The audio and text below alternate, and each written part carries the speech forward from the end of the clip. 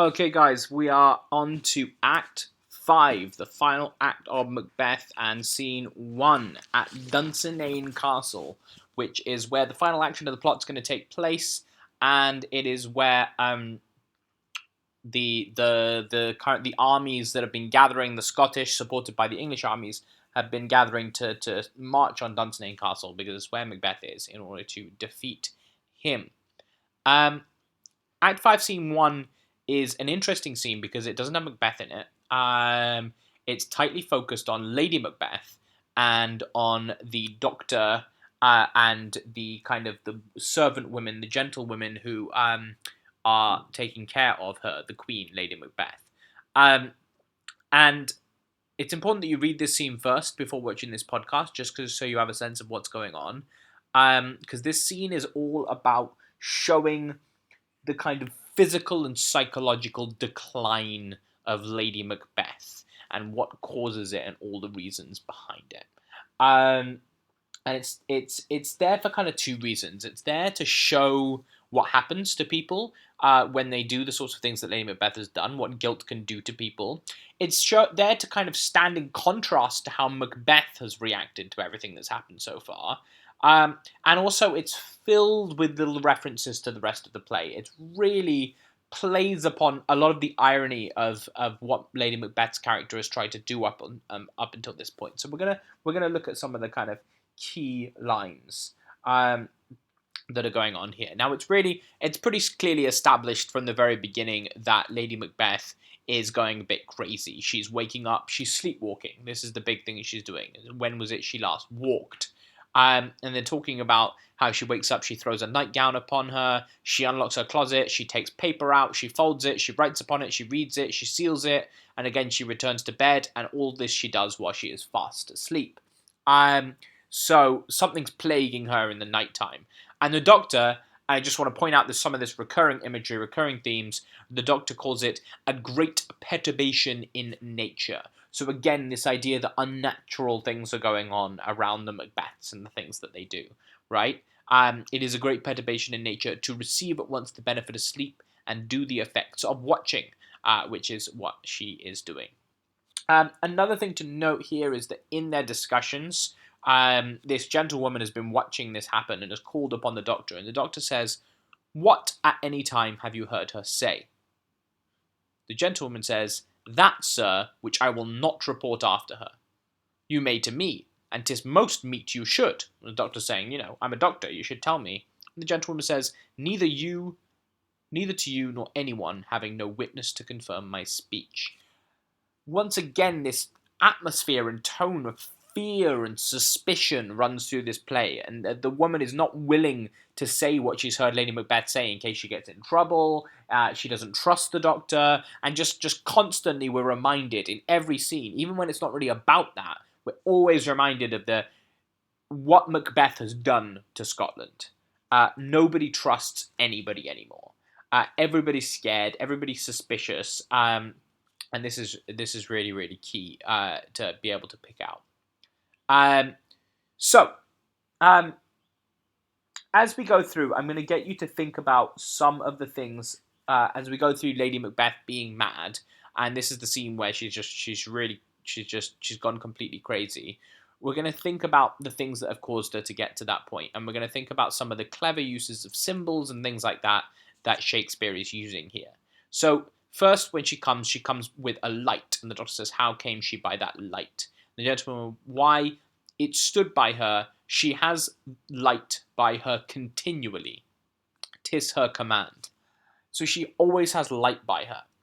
Now, if you think back to Act 1, when we're first introduced to Lady Macbeth, and she does the whole "unsex me now, come you spirits" speech, right? She asks the spirits to pall thee in the dunnest smoke of hell. So she wants to be covered with the smoke of hell so that the lights of heaven will not be able to peek through. If you go back and look at that speech, Act 1, Scene 5, I believe it is, you'll be able to see a lot of language that says she wants to become darker, that she wants to blink out the light, so light cannot see what goes on in her deep and dark kind of motivations and desires to become queen. And yet now, She feels like she needs to have light by her constantly. So there's a reversal here of this idea of light. What she has become, she is so scared of. She has made herself into something that she can't face anymore, and so she always needs a light on to kind of block it out. And so that's just one of the things in the play, that one of the choices that she's made, and this whole scene is about the choices that she has made coming back to haunt her. And that's one example of this, like, embracing the darkness, but now she feels like she always needs a light. So what is it she does now? Look how she rubs her hands. It is an accustomed action with her to seem thus washing her hands. I have known her continue for this a quarter of an hour. So she spends a quarter of an hour just washing her hands. No, she hasn't got coronavirus. No, it's not pandemic. She thinks she has blood on her hands. And she thinks it's always there. Yet, here's a spot. And then you get this classic line, really, really famous. Out, damned spot. Out, I say. 1, 2. Why then, 'tis time to do it. Hell is murky. Notice how jumbled her speech is here. How kind of broken up it is. And we'll talk about the use of prose and jumbling of speech in a little bit at the end of the scene. But we get to the end and we have... Yet, who would have thought the old man to have so much blood in him? So, in her sleep, she's talking about Duncan here. She's talking about the murder of Duncan, another choice that they made. And she says, yet who would have thought the old man to have so much blood in him? She sees this blood on her hands, and she can't get it off. She's kind of hallucinating this blood on her hands.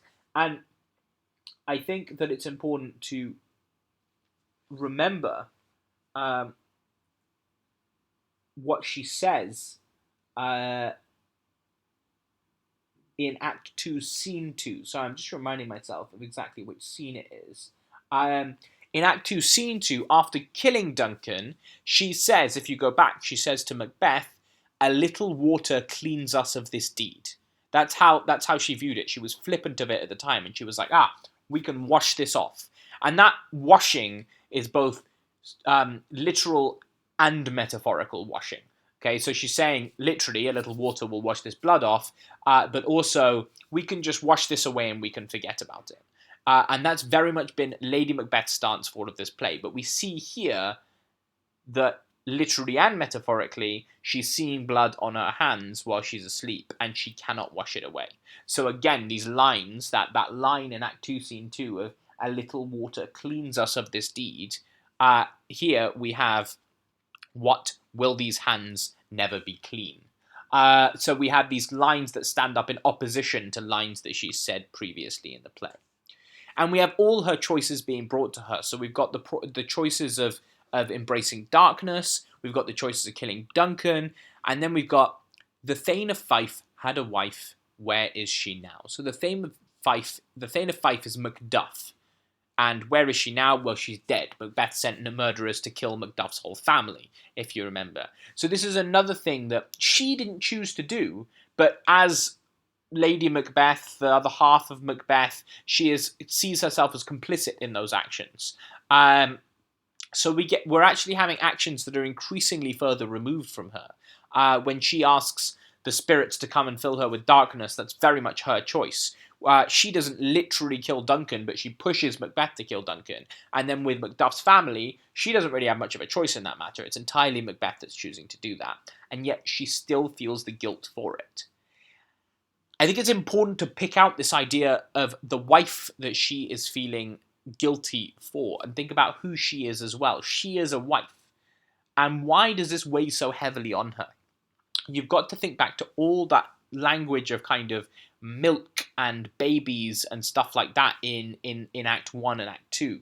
And you've got to remember that Lady Macbeth is set up as a woman who kind of tried to be a mother and perhaps lost her child. And a lot of her characterization, her darkness, her coldness, her emotionlessness can be seen perhaps to come from this loss, that she no longer feels capable of being feminine, of being a woman, because the one thing that she was made to do, in that sense, have a child and rear a child, she failed at. And so she turns to this kind of masculine darkness within her. And yet here, she sees a woman who was a good wife and was a mother to children, and she sees that Macbeth has murdered them all, and she is complicit in that as well. So that really, really, you can see how the level that would sting with her and that would plague her. The Thane of Fife had a wife. Where is she now? What, will these hands never be clean? No more of that, my lord. No more of that. You mar all with this starting. So she's going a bit crazy here, and a lot of what she's saying doesn't make sense. In that sense, the gentlewoman says she has spoke what she should not. So she kind of admits to the action she's done. I am sure of that. Heaven knows what she has done. Heaven knows what she has known. Heaven knows what she has known. And that again is a link back to that speech in Act 1, Scene 5, where she asked to be covered in the dunnest smoke of hell so that heaven cannot see her actions. But here the gentlewoman is saying heaven has seen her actions, and this is the result. And she still thinks she's got blood all over her hands. Here's the smell of blood still. And the doctor and the gentlewoman just have no idea what to do with her. And then we come to, once again, another murder that they talked about. Wash your hands, put on your nightgown, look not so pale. I tell you yet again, Banquo's buried. He cannot come out one's grave. So Banquo as well, the murder of Banquo. And yet this advice that she's giving, seemingly to herself, wash your hands, put on your nightgown, look not so pale, it sounds kind of like the advice that she was giving to Macbeth throughout kind of Act 3 and Act 4, where Macbeth was going crazy and she was like, look, pull yourself together, do the right thing, blah, blah, blah, blah, blah. And yet she's kind of now having to tell it to herself, and it's not really working. It's not working at all, actually.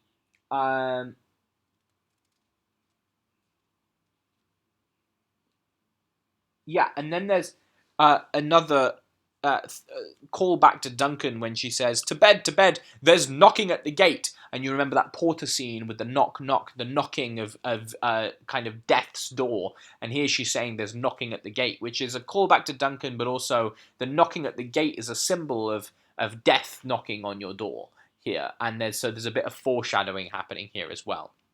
And then there's this line,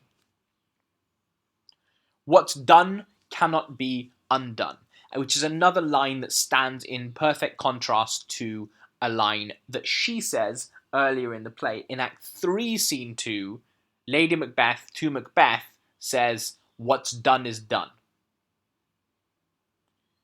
Telling Macbeth that it's over, we should move on. She says in Act 3, Scene 2, what's done is done. And here, in Act 5, Scene 1, she says, what's done cannot be undone. So we see that for all the pretenses that she put on over Act 2, 3, and 4, for all of the, like, we can move on with this, like, suck it up, stop feeling so guilty, while Macbeth was kind of really processing his guilt.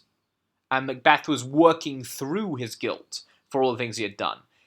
Lady Macbeth was burying it deep, deep inside of herself. And the result is this. It comes out while she sleepwalks. It comes out this kind of subconscious. Which is crazy that Shakespeare was writing these kinds of scenes in the time where he was writing it, because the concept of the subconscious and the unconscious mind having that kind of power didn't really appear in any kind of academic literature until kind of around the era of Freud, at the kind of the end of the 19th century and the beginning of the 20th century. A couple of centuries after Shakespeare was writing, and yet here he's seeming to show an understanding that when we bury these things deep within us, that they appear in our subconscious and they appear in our unconscious, these psychological things. And here, all of Lady Macbeth's guilt about all of the actions that she's dealt with so far, as much as she's tried to just bury them and hide them and ignore them and pretend they're not there, they're bubbling to the surface. And it's just Shakespeare telling us that there is no ignoring that guilt, okay? Macbeth dealt with it one way. He tried to process it, he worked through it, and then he came to this kind of bloody decision where he's like, right, I'm a villain, I'm just going to accept it. Lady Macbeth worked through it another way by trying to hide it, and it just hasn't worked at all. Once again, we got more language about unnatural deeds do breed unnatural troubles, of unnatural language, right? And the doctor says, more needs she the divine than the physician. So her trouble is more spiritual than it is physical. And he says basically there's not much that he, as a doctor, can do for her. But really, this scene is all about that way that Lady Macbeth is just falling apart psychologically because she's tried too hard to hide everything from everybody else. We can see that in some of the. It's important to see that in how the language is being used, because Macbeth is primarily written in blank verse. Okay, that means it's written in mostly iambic pentameter, flowing verse, and all of those sorts of things. And when Lady Macbeth first appears, she speaks in really strong, clear, consistent verse. There's not much of Macbeth that's written in prose. There's the porter scene, the knock scene, and that's used more for comedy effect than anything else. And this is one of the few scenes that's written in prose, and it just serves to highlight her losing her grip. Prose is far more clunky. It's far less flowing. It's far less rhythmic in that sense. And her language here, it reflects that, and it reflects her mental state of mind. In fact, the whole scene reflects her mental state of mind. And so we're starting to really see. Act 5 is all about consequences. Act 5 is seeing what happens to the Macbeths after they've made all the choices they have. And we've certainly seen in this that Lady Macbeth, is not coming out of it okay.